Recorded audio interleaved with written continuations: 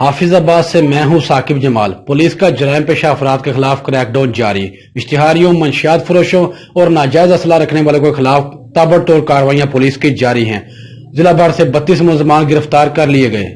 D P او حافظ آباد سید حسنین حیدر کی ہدایت پر حافظ آباد پولیس کی جانب سے جرائم پیشہ افراد کے خلاف بڑے پیمانے پر کریک ڈاؤن کیا گیا۔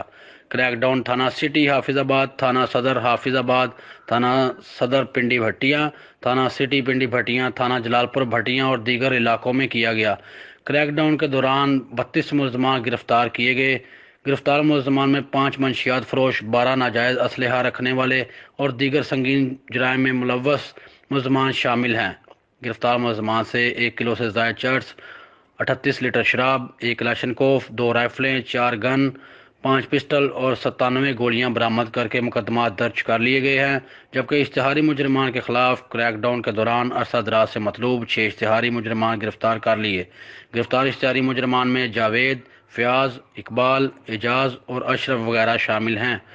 ڈی پی او حافظ آباد سید حسنین حیدر کی جانب سے روزانہ کی بنیاد پر انٹیلیجنس بیسڈ آپریشن جاری رکھنے کی ہدایات جاری کر دی گئی ہیں۔